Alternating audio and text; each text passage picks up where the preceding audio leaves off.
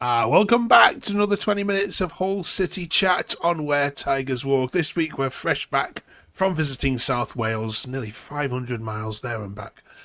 We are a little bit tired, but forgive us. We've got a 2-2 draw to talk about.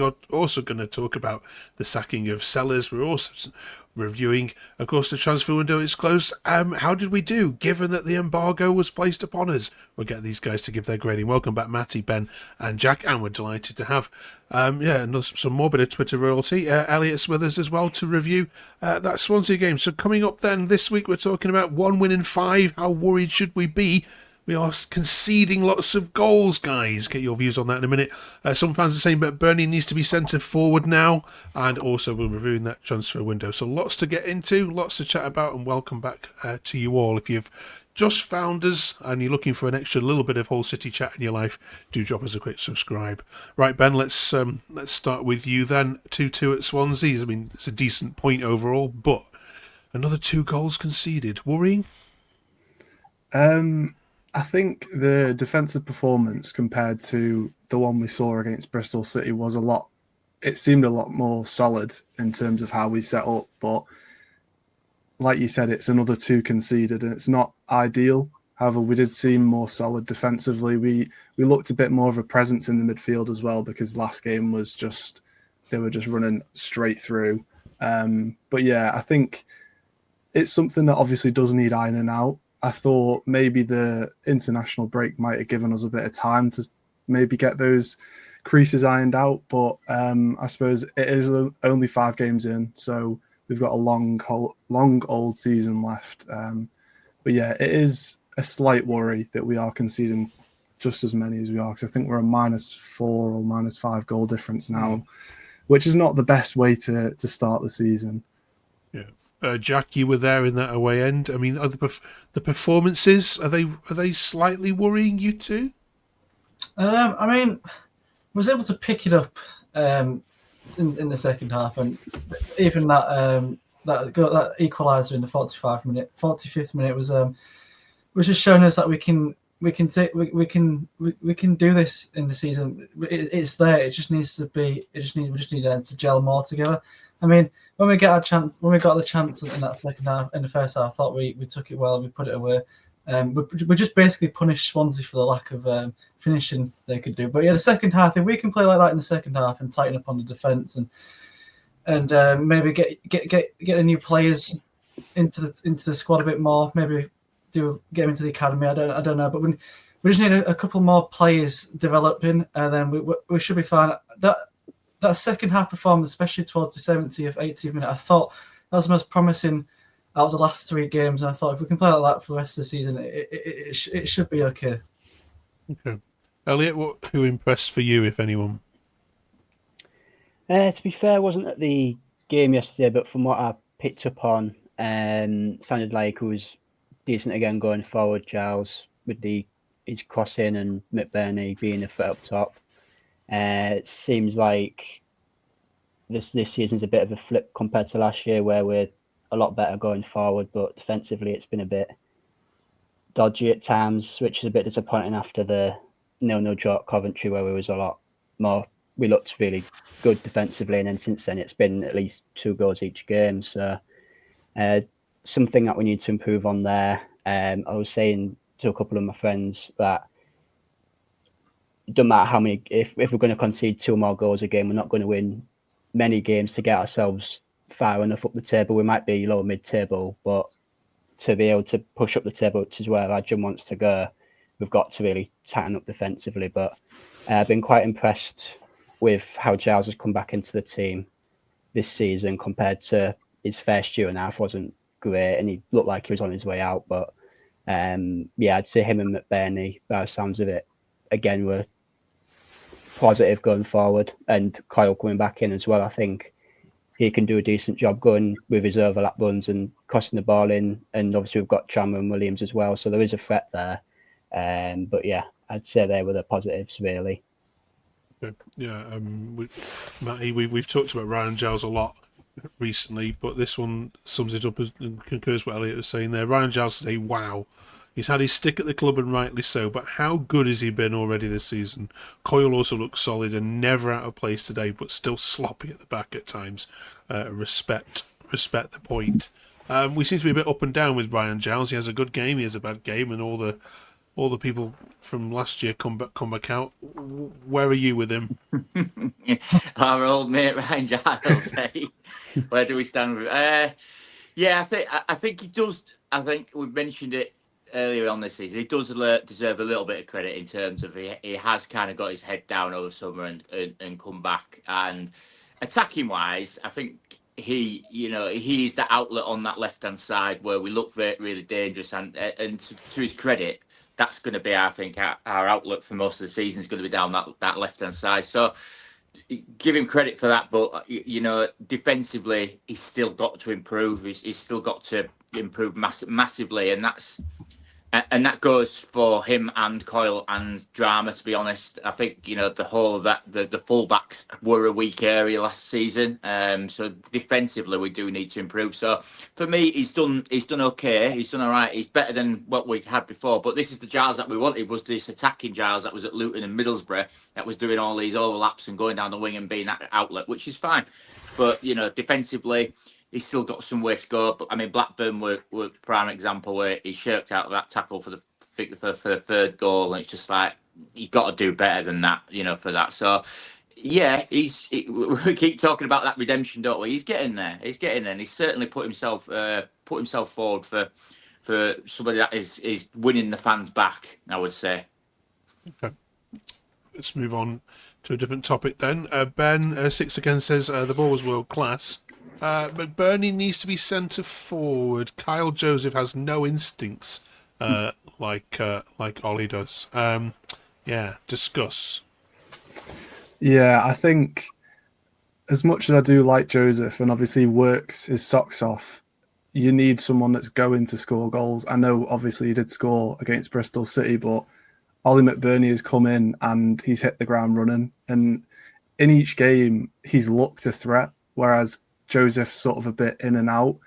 I think starting McBurnie in the middle on his own is probably the best idea. Gelhardt behind him, and then on either side, you've got plenty of options with pace on the wings. So I think going forward, ideally it should be the one striker up top. I don't think it quite worked with Joseph against Swansea, but like I said, he works his socks off, and that's all you can ask for a player, but you do just need someone that's going to score, and McBurnie has proved that so far. Do you agree, Elliot? Yeah, I agree with that. I think Joseph's a bit more sort of trying to learn his trade a bit more, especially at championship level. McBurnie's probably a really good mentor for him in terms of they're both very pressing and aggressive, but McBurnie's got that bit more experience and finishing ability about him. I'd say if McBurnie ever ended up injured or unavailable for whatever reason, I would arguably look towards either Destan or Gelhardt maybe playing in that role before Joseph at this moment in time. But I was quite pleased to see Joseph score at Bristol, because especially when he came on in that second half at Bristol, I thought he was probably our most threatening player. Like, he was getting down the left quite a lot, and he managed to nip in at the end with the goal. So yeah, it's a bit of a shame that hasn't worked out with Joseph so far, but hopefully with McBurnie leading the line, he'll be able to pick up a bit and contribute a bit more in terms of goal scoring. Okay. Matty, I mean, I'm not having this players not celebrating goals, though. I mean, it's nonsense, isn't it? Yeah. You've moved on, haven't you? You've moved on from the club, haven't you? I know he played from whatever else, and he's a Welsh boy or whatever. Oh, he's not Scottish, isn't he? But you know what I mean. He's been in that area, and he played for a couple of clubs down there. So yeah, not having it for me. Just celebrate, or at least a muted celebration. I don't have to go over the top, does he? But just not like doing that or whatever, or calm down, or putting your hands up. Forget that's a bit soft. Game's gone, Mark, isn't it? It's going like that. Absolutely. Right then, new faces on show, Jack, or new signings on show. How did they do? Yeah, Amir was pretty good. He looked solid in the midfield. He obviously set up the first goal. What's his surname? Sorry. Please don't. I haven't even tried to even look at the spelling.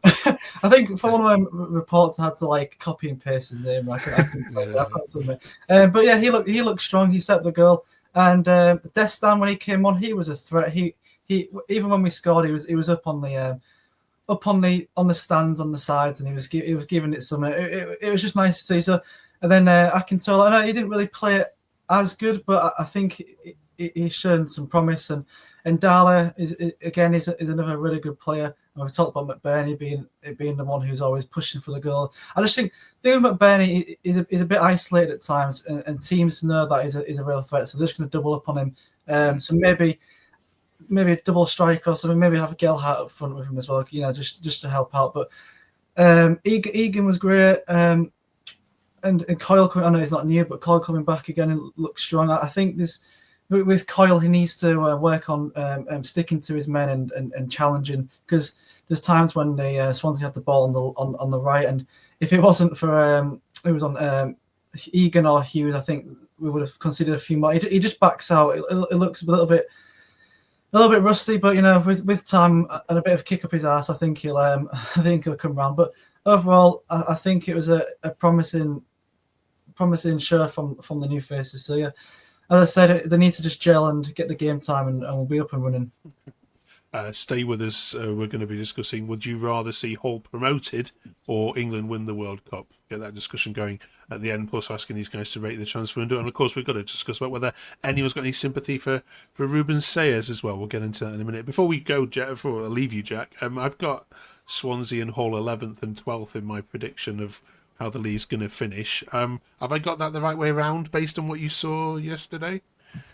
I think there's a game of two halves. I think 2-2 is a fair result. I don't want to say just yet, but they might finish on the same points. I don't know. It's difficult. It's only 5 games in, Mark. We can't get ahead of ourselves just yet. So we'll just leave the predictions to the last 10 games of the season. Oh, come on. I'm copping out. Cop out, yeah. Right, then let's talk about the transfer window then. Ben, it slammed shut, of course, just after we did our last recording 2 weeks ago, and then an annoying international break came in. Overall, out of 10, given the constraints, how have the club done for you? I think I'd give it like an 8 or a 9, considering the amount of experience that we've brought in. And obviously under the embargo, I think it's quite a solid window. And I think due to the fact that we've brought in a couple unknowns like Amir and Destan, people are rating it a bit lower because they don't know how they've played in the past or if they're going to do well in the English league. But we've brought in players like Lundström, McBurnie, who are incredibly experienced. They've won promotions from the Championship before. McBurnie's been top goal scorer before. I think, personally, I think it's a very solid window considering the situation where we've had no ability to spend any money. And I think some of the younger ones that have come in as well, like Ndala and JB, I'm not sure how you say his name. I think they're players that have got a lot of promise and potential. So I think considering the situation, it's actually a very exciting window because we've brought in a lot of good quality players rather than a load of Turkish rejects that Atchon has got on his contacts. Elliot, what's your view on it? I mean, people are putting it as 8 and 9. I've seen lots of Hull fans saying that, but more to do with the fact that you told Coventry to do one, and we're resolute in keeping players as well as grabbing them in.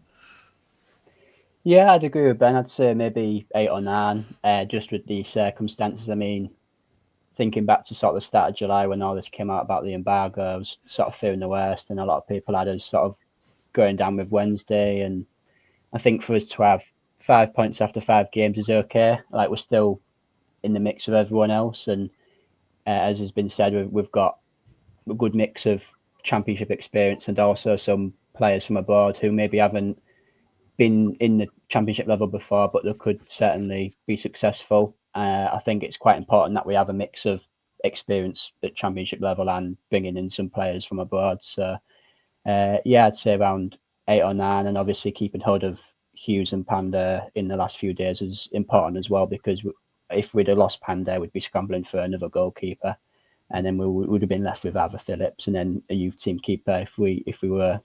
If Panda was to go, and we weren't able to bring anyone in. So yeah, I'd stick with that. Yeah, Matty.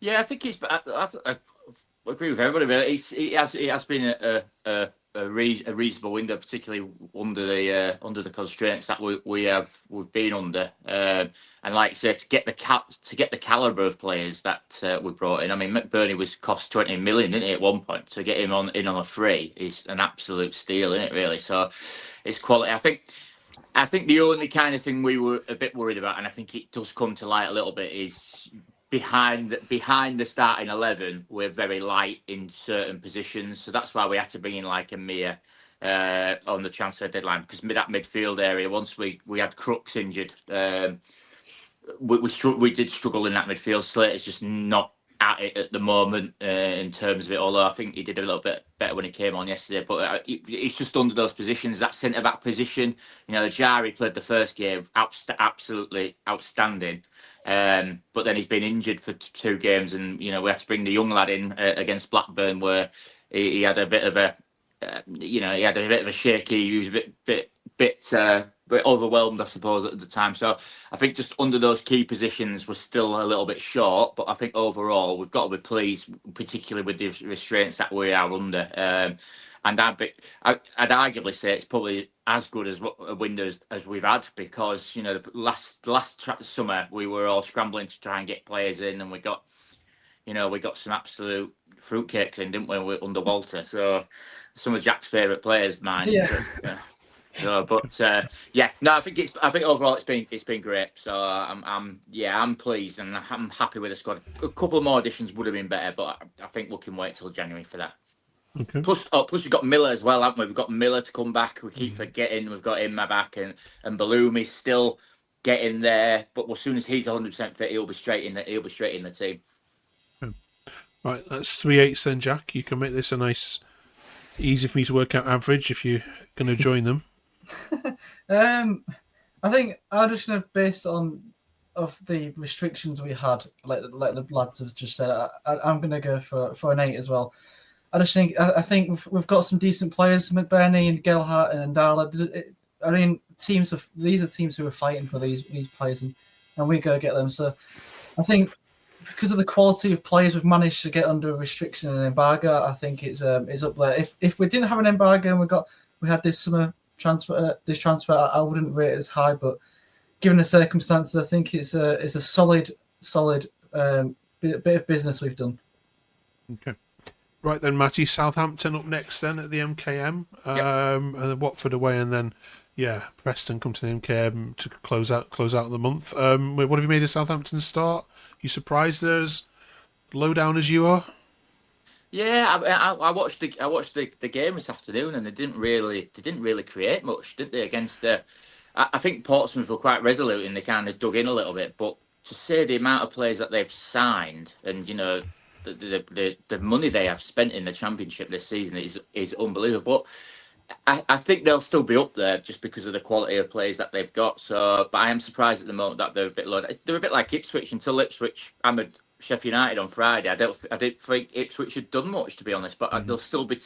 They're 2 teams that I still believe will finish in the top 6 just because of the quality of players that they've got. But I don't think there's anybody to fear in this league in terms of coming up at home. We've got to go with the attitude of we can beat everybody at home, which we have struggled with in the past. But I don't think there's anybody really that I'm thinking, oh, do you know what, they're an outstanding, like a Leeds was, or we had a Burnley in the last couple of years who have been an outstanding team. I don't think there's one team that is going to be outstanding this year, but I wouldn't fear them at all. If we click on the day and get it right, we could easily put 7 past them, Matt. Not a problem. Ben, the last 3 times you've sacked a manager or a manager's moved on, Will Still's name has been linked and talked about by some fans. Are you a fan that would have wanted him to come to Humberside? I'm not sure. I think he's quite an unproven manager, and obviously he's still quite young at the minute. He's sort of got Southampton clicking. But as Matty said, they didn't really do a great deal against Portsmouth. With it being such a high stakes game, with it being the South Coast derby, you'd think they'd be more up for it, but they just didn't really. They haven't really offered a great deal. And like you've also said, they're down in the similar position that we are. After 5 games, I don't know. I think I'm happy with Sergey. I think he's probably the one for us this season. Whether we could have got a better option in someone like Will Still or like Steve Cooper or whoever the other names were that were thrown around at the time. I think I'm satisfied with who we've got, and I think he's not quite. I mean, I know Sergey's also not proven, but he's also not proven in the English league. So it's always a gamble, isn't it? I suppose. Okay. It will be Hull against Southampton, the Ruben Sayers derby, if you like, in some ways. Elliot, any sympathies from you with what's gone on at Sheffield United? Yeah, when we got rid of Sayers at the time, I didn't agree with it because I felt he deserved the pre-season and the summer to bring his own players in. At the end of the day, we were bottom when he came in. He kept us up, even though it was very scrappy at the end. But defensively, we were 4th best in the league in terms of goals conceded, and there were some positive signs, but it was quite surprised when he got the Sheffield United job, and I did think he would maybe struggle to win them over there after they got rid of Wow, because usually when you have an unpopular sacking and the next guy comes in, like I remember when Sunderland got Mick Beale in after they got rid of Mowbray, the fans didn't take to him at all, and it was sort of a similar thing where if he didn't hit the ground running, it was fighting a losing battle, really. So it's a shame for him to get sacked. I'm surprised it's happened as quickly as it has. But at the end of the day, I'm quite happy with Jurkovic now. I'm backing him this season, and hopefully we can go on to have a good season with him and have maybe more stability in terms of management compared to the last year and a half. Jack, any sympathies, or are you laughing your head off? I was laughing, to be fair. I'm going to be brutally honest. When I saw I discussed this when we first had the conversation about when he was at the point. I just thought it's just a daft, unthought decision to make. I mean, nothing. I've never had anything against us. I think he's a proven manager, but for a caliber of Sheffield United, who just missed out on getting promoted last year, it's just a daft decision. And after one game of getting beat, I just thought it's not going to get any better. They're sitting on 0 points. They're even below Sheffield Wednesday, who are in a bit of a financial ownership situation at the moment. And there's this. I mean, all the Sheffield United fans were begging for Chris Wilder back on the night of the first game. So yeah, I just think there's no sympathy. Sheffield United knew exactly who they was getting, and despite that brilliant 3-0 win we had against Sheffield United last season, which caught their owners' eyes, I just think they need to look at how Sellers did with us overall and if he was right for Sheffield United. I mean, if he went to another team that was similar to Hull City, there would be sympathy, but there's no sympathy at all. So they put themselves into the mire themselves then. Right. Okay. Cheers for that, both of you. Right. To finish off this week, then the international break has conjured up, of course, that old question of are you club versus country, and just can't care less about England. So let's just test that theory. Matty, here's the scenario. It's May. Okay, you can have Hull in the playoff final at Wembley. I can give you a 3-0 win to take you to the Premier League, or you can have in June, 1 month later, England winning the World Cup. But you can't have both. What do you want?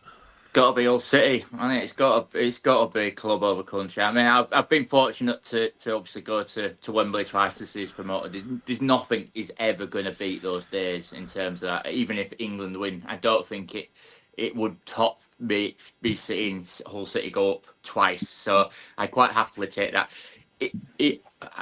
I wouldn't be fussed if we went up or not. I know that sounds a bit wrong, but I'd be quite happy to have a decent season in the Championship and then maybe build and go up. Because I think sometimes you look at teams that look there now, like Leeds and stuff like that, they're struggling, aren't they? And it's I don't think the Premier League is all it's about. But I'd still take it. Don't get me wrong. I'd still go to Wembley for the day out Okay, right. and go and get my flag and my souvenirs. But yeah, I'd take that. But I'd be quite happy to stay in the Championship if not. Ben, I can see you all nodding there, so I'm not going to ask you all here. But Ben, are you club over country every time? I think there's just so much more passion involved with you and your club compared to you and your country. It's just so much different when it's because obviously the entire of England is supporting England, whereas it's just us that are supporting our club. And as Matty said, the Premier League recently for the promoted teams hasn't been all it's looked out to be. But I'd still, any day of the week, I'd still take seeing City back in the Premier League because I was lucky enough to also go to both. Obviously, a lot younger than you, Matty, but no offense in that. But You said a lot younger. You heard that, didn't you? Yeah. I've been lucky to go to both playoffs, and yeah, I don't quite remember the first one, but the one against Sheffield Wednesday, that was a special, very special moment, and those sort of moments are ones that you hold forever. I know England winning a World Cup would be massive, but there's just so much more passion involved when it's your club, I think. All right. Nodding along there, Elliot, yeah. Hole going up. Yeah. Yeah, I'm club over country. I enjoy watching England when the tournament. Well, I watch England when the World Cup or Euros is on, but I've not got the same passion as I do for City. It's just different, as Ben said about, we're the only ones it's more of a community feel, I feel, supporting City. And a lot of England players, obviously none of them play for City, so if we was in the Premier League, a lot of them would be sort of rival players. It would be sort of hard to sort of cheer them on in a way, but yeah, I'd much. I mean, I went to the one in 2016, but I'd like to see us do it again. So yeah, club over country. Yeah, full house chat. Yeah. Yeah, I mean, I wouldn't watch I'll go to England friendly, but I would go to a Hull City friendly. So I think my heart is set on Hull City more than England. I mean, I love England as a country, patriotic. Watch every game in the World Cup and the Euros, but I just found them so dull to watch during whenever it's not anything important. So Hull City, I watch mainly every single game, so it has to be club over country for me. Okay, full house. Let us know in the comments whether you completely agree with that, right? And yeah, we'll look forward to the Southampton game. 3 o'clock. I feel like we've had a 3 o'clock at the MKM for a while, does it? But, nice. Yeah. So yeah, join us for that next week. Thank you very much, everybody. Have a great week, and do press that subscribe button below as you can join us, our little community, as we grow this over the next 12 months as we look forward to this whole City season. Thank you all. Have a great week, everyone. We'll see you after Southampton have visited. Have a good one.